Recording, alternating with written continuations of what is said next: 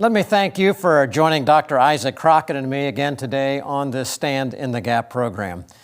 It's always a real privilege to come into your home every week at this time and to share with you items of news impacting the lives of particularly believers and those things we focus on which God tells us in His Word are important to Him. But can I also thank all of you who have communicated or written to us and shared with us about how this program's been used of God in your lives to communicate biblical truth or to bring encouragement to you in these increasingly perilous days in which we live. We thank you. It's so very important. Well, today on this program and next, we're going to introduce to this program for the first time a young man with a tremendous testimony and who is being used of the Lord in a most unusual way to help Christians who find themselves persecuted under the laws of the countries in which they live. You know, Jesus tells us in Matthew 24 and other places that rather than the exception, true believers in Jesus Christ who live godly will experience persecution. Now, in America, for the past many generations, we've been blessed, the West generally, in an unusual way, a unique reprieve, if I say it that way, a divine intervention of God's protecting hand as God raised up America in its early days to be a shining city on a hill, a holy experiment in freedom, to demonstrate to the world that a nation who feared God and followed His commandments could experience the divine blessing of God, as God said that He would do for any nation, and He did for Israel when they feared Him and kept His commandments. But we realize that in America, things are changing very quickly. The only category of people that seems now to have no protection are Christians who open their mouth or publicly demonstrate their commitment to Christ. The governments of the world are becoming more hostile by the day. Thankfully, God has raised up some legal teams who have an expertise in how to argue for truth and biblical justice in courts of law. Increasingly, they are successful, though sometimes, as God wills, they are not. But that is the focus of today's program and next week's program, which I've entitled, Hope in the Midst of Persecution. The individual today that I'm glad to introduce is Shaheryar Gill. He's a senior counsel at the American Center for Law and Justice. He's also director of the ALJC's international legal team, works with them, also oversees their European division. They call it ELJC, European Legal Justice, entitled European Center for Law and Justice. Now, their purpose is to provide legal assistance to persecuted Christians. And with that introduction, let me welcome right now to the program to Stand in the Gap, Shaheryar Gill. Well, Shaheryar, we are really glad that you are with Isaac and I today. You've been with us on our Stand in the Gap Today radio program a number of times. Our listeners have really benefited. We've enjoyed getting to meet you. And on the program today, next segment, we're going to learn about you, your background, and all of that. But for right now, could you just take a couple of minutes in this segment and share briefly what is the mission of your larger organization, American Center for Law and Justice, and the European division, which you now lead? Thank you, Sam, for having me here. It's a privilege to be on the show and talk about how God is doing amazing things in the life of Christians. I work with the ACLJ, the American Center for Law and Justice, and it's a nonprofit law firm that deals with constitutional issues, First Amendment, free speech issues, religious freedom. We do a lot of work in the pro-life area, and which we have done for a long period of time. So, and then we also work at the United Nations, at the International Criminal Court, at the International Court of Justice, to basically advocate for the rights of people who cannot advocate for themselves. And through our European Center for Law and Justice, we have an office in Pakistan that provides legal assistance to persecuted Christians. And as you have heard about several cases that we are dealing in Pakistan, it provides a sort of a voice for people who are persecuted there and who cannot afford legal expertise, and they don't know about their rights. So we stand for them. We go to the courts. We fight their cases, and as you said earlier, we have had success in those cases. So that's what the ACLJ sort of overall work is. Shaheryar, that's wonderful. And ladies and gentlemen, stay with us, because on the program today, in the next segment when we come back, we're going to learn more about the person, Shaheryar Gill, his testimony, how God has moved him from where he began to what's being done now. I think you'll really be benefited by it. And then in next week, we're actually going to look at some of those cases to which he just referred, and learn of some of the specifics of how God is blessing in a really unusual way. We'll be right back. Truth, flexible or permanent? The Bible, ancient history, or powerfully relevant? Culture, a reflection of enlightenment or warning signs? The pastor, commentator, or frontline combatant? Every day, American Pastors Network speaks to these questions where and when they matter. With hundreds of affiliate radio stations nationwide, a website and mobile app screening today's headlines through the twin lenses of the Bible and the Constitution, educating, informing, equipping. This is the American Pastors Network. The time is now to stand in the gap for truth.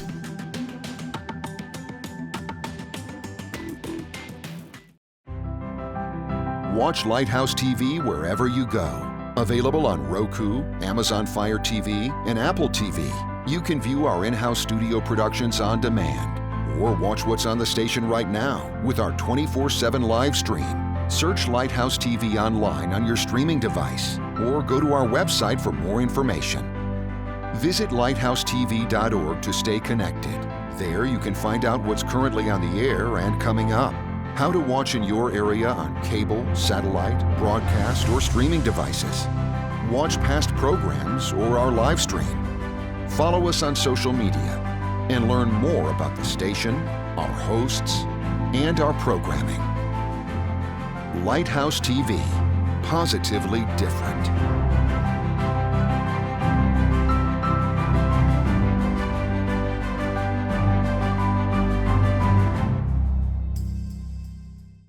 Welcome back to our program, Stand in the Gap. And on this program today, we're looking at hope in the midst of persecution. We're talking with our friend and attorney, Shaheryar Gill from the ACLJ. And Shaheryar, we've had the opportunity on Stand in the Gap Today radio program to get to know and to talk with a number of your co-workers at ACLJ, several different people over a number of years. And it's neat to see the liberty and justice that's being done, and standing up, as you mentioned, for human rights, things like pro-life, church organizations, Christians, anti-Semitism is being exposed, standing up for Israel, things of those nature, kind of patriotic, very American kind of things that are being stood for. And so I think it maybe surprises some people to see somebody who's from Pakistan, working with the ACLJ, who born and raised, lived most of your life in Pakistan. And I also think there's curiosity. I think when people see somebody from Pakistan or India or the Middle East and they're a lawyer or something, they think, oh, well, they must have come from some, fancy background or very wealthy family maybe. But such is not really the case in your situation. So I'd just love for you to share with our whole audience what you've shared with us some before, how God worked in your life and connected you to godly discipling, but then also ended up you working at the American Center for Law and Justice. Thank you, Isaac. Let me just start with a one-sentence overview of the cases that sort of like starting from the end now. The cases we deal with have a real life and death situation. People are accused of blasphemy. They can be killed. People have been killed. Mobs have attacked them and killed them. Christian women have been raped, murdered, people have their properties have been taken from them. So this is the scenario we're looking at. These are the types of cases we're looking at. How do we get here? How do I came to do this is God's story, not really mine. Because he is the one who prepares people. When he called Moses, Moses said to God that I don't know how to speak well. And that's exactly what God wanted him to do, speaking.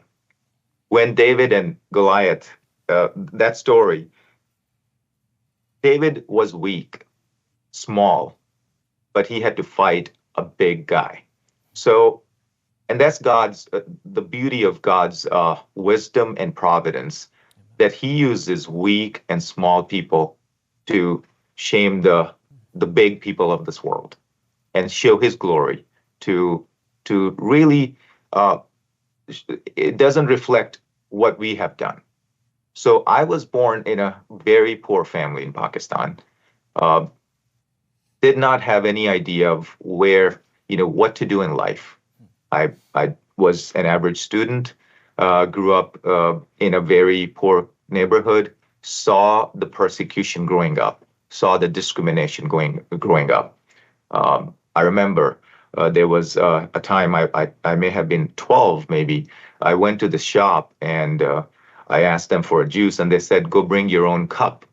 They wouldn't give me juice in the cup at the shop. Now things have changed a lot, of course. So that's the culture I grew up in. Saw blasphemy cases growing up, had no idea what I was going to do. I had no interest.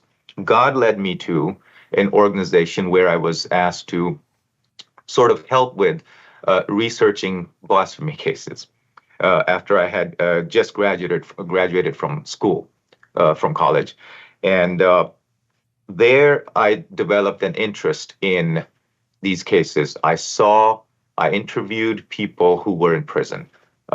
They were in prison for life. People were on death row.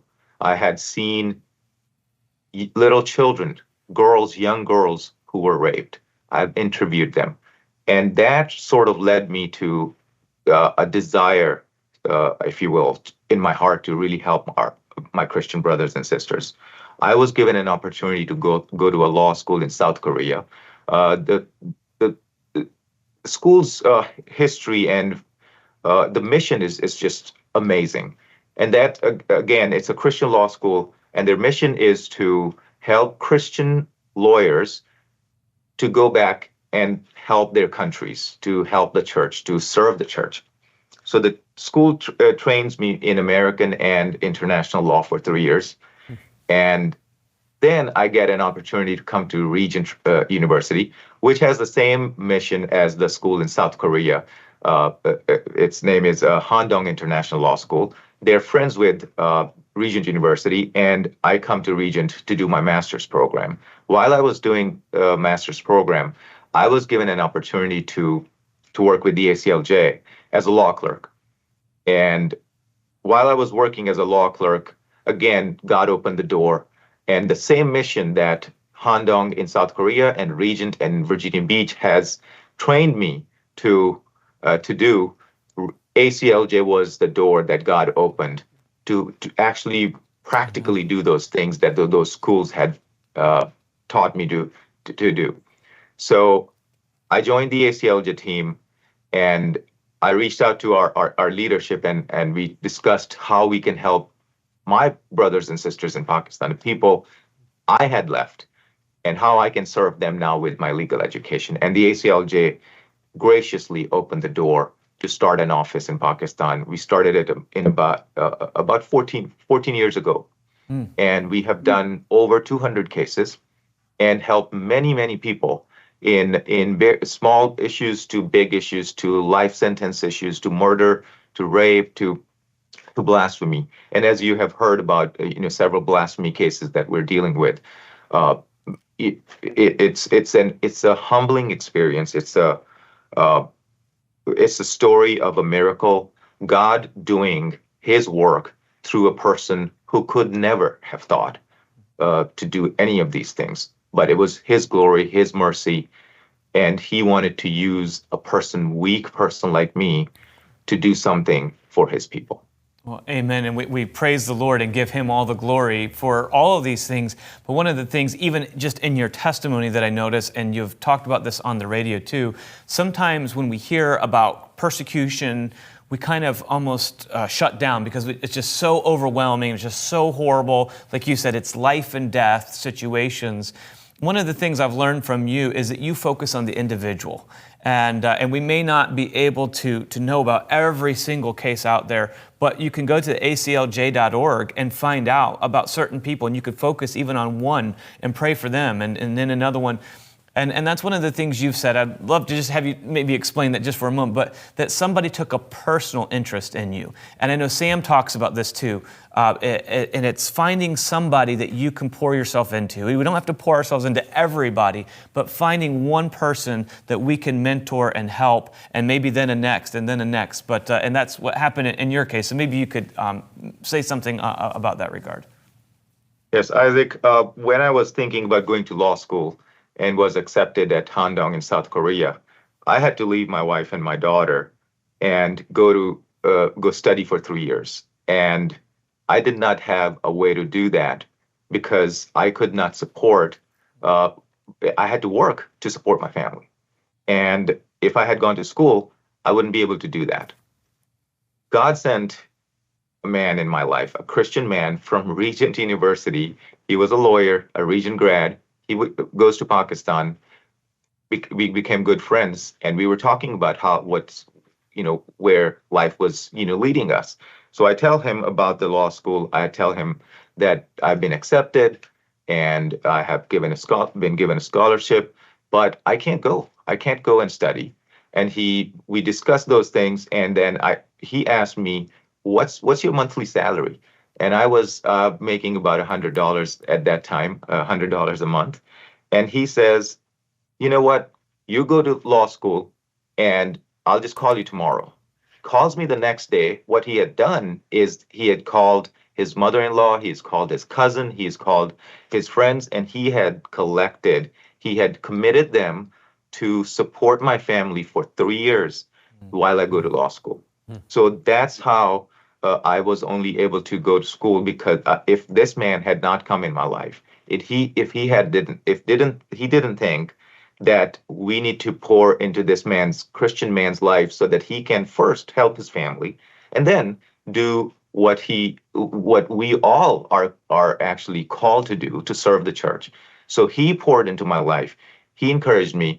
He supported me, and all the people behind him that really took the step to support me was an amazing thing. And that's really how God told the Israelites to tell your children's children how God brought you out of Egypt.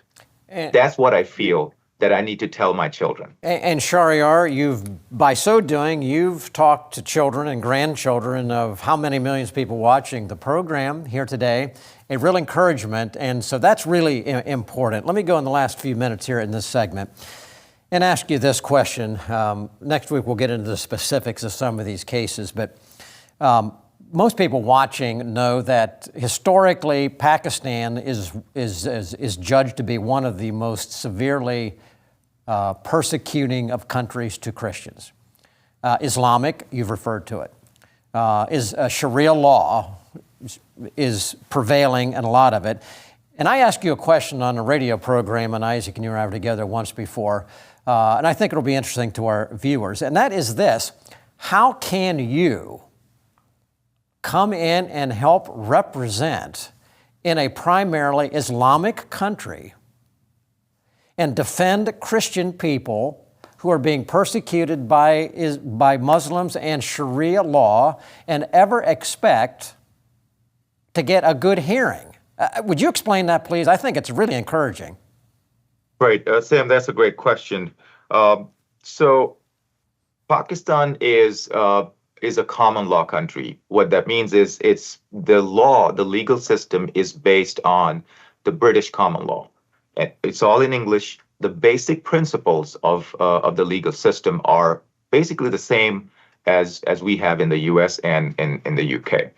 But after 1947, when Pakistan separated from India and became an independent country, we started introducing Islamic laws in the legal system.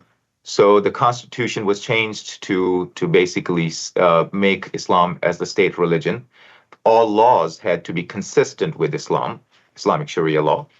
And so slowly the countries began introducing Sharia law within the legal system, but still the basic principles are very similar as we see in the US or in the UK. So what we do is, the law is on the books. What we do is that we go to the courts and advocate on behalf of our clients and argue the same law. Sometimes we have to argue Sharia law. Sometimes, but most of the time, we have to argue what's in the penal code, in the criminal code, and a lot of that is based on what we have seen around the world. So the law allows for the clients to be represented. The law allows for the cases to be appealed when the trial courts don't give a favorable decision. So we do appeal those decisions, and then there's a final court, which is the Supreme Court of Pakistan, where even up to that point, we can appeal those decisions in which we are fighting for Christians who are persecuted. And Shaheryar, I think that's fantastic. And ladies and gentlemen, I hope that you sense it requires a great deal of wisdom by this team to be able to know what you appeal to.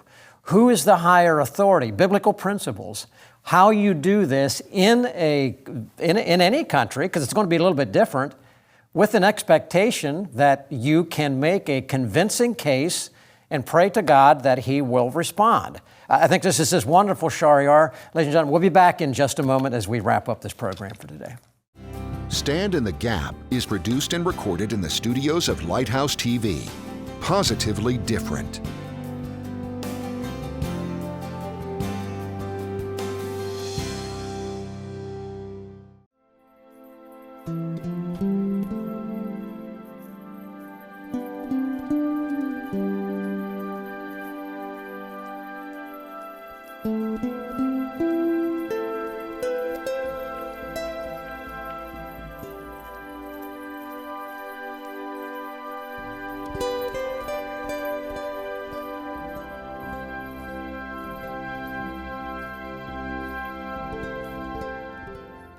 For over 2,000 years, pastors have carried the light of the gospel through opposition, persecution, and every flaming arrow of the enemy.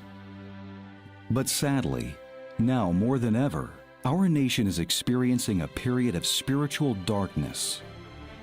But what would happen if churches threw off the shackles of fear and boldly stood for truth? If 100,000 pastors around the nation joined together and committed to preaching God's word no matter the consequence, pastors who are unaffected by changing times and the opinions of men, what would happen if America's pulpits became aflame with the preaching of righteousness? The great darkness from rejecting God's standards would be expelled, the prayers of God's people heard, our nation healed, and God's blessings restored. The time has come to stand.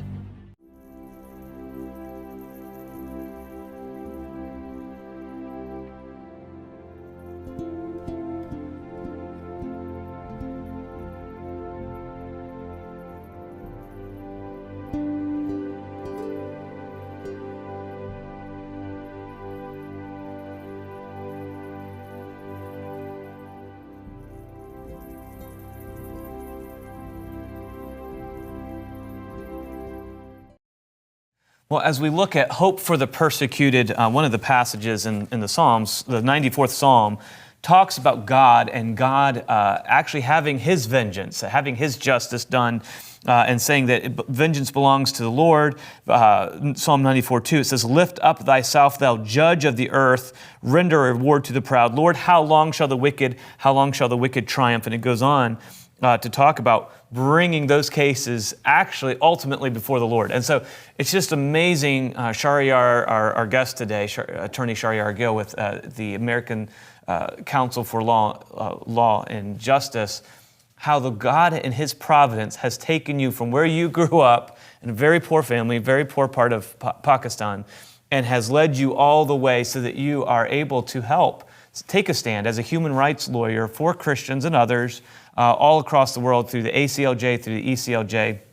And as some watching, and Sam and I, we've gotten to know you and learn more, we've started following and praying for some of the cases that you're directly involved with. Some of the situations you've mentioned in the past, you've now been able to take them on as their legal counsel for their families of those who've been killed and things like that. So just if you could maybe talk to us, if somebody is being drawn by the Lord saying, I want to pray for this ministry, maybe even give towards the next Shaheryar Gill who might be in Pakistan, or to one of these families that's been displaced through violence and murder and things, where could people go for that?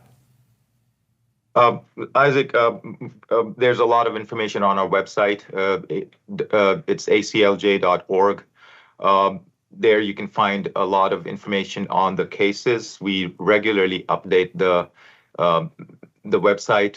We post updates about all the cases that we deal with. As long as it's not confidential, we post it on the website, and there you will find information about how to pray, how to even give to the organization, to the ACLJ, and how to even also get involved. So, but I would like to request the audience to really, I think what we need is your prayers. Prayers for the team here at the ACLJ. Also prayer for our team in Pakistan, lawyers there, our staff there, who every day who go to these courts. Sometimes they have to go to remote areas to investigate cases. So it's not totally safe either in that part of the world. So and Attorney Gill, just because of time, we got to wrap up the program. But ladies and gentlemen, where he left it is exactly where we want to leave it today. Pray for the ACLJ, the European Division, Shaheryar in particular. And now you have just a bit of a background. Next week, be sure to join us again, because we're going to talk further in part 2 of this emphasis on hope in the midst of persecution, and actually put some faces and some reality on some real live people, real live cases that are being represented by this firm, by this legal team that I think that God has raised up specifically for a time such as this. So thanks for being with us today, and may I ask all of you to join in prayer and financial support for us, Isaac and I, and our team here at Stand in the Gap.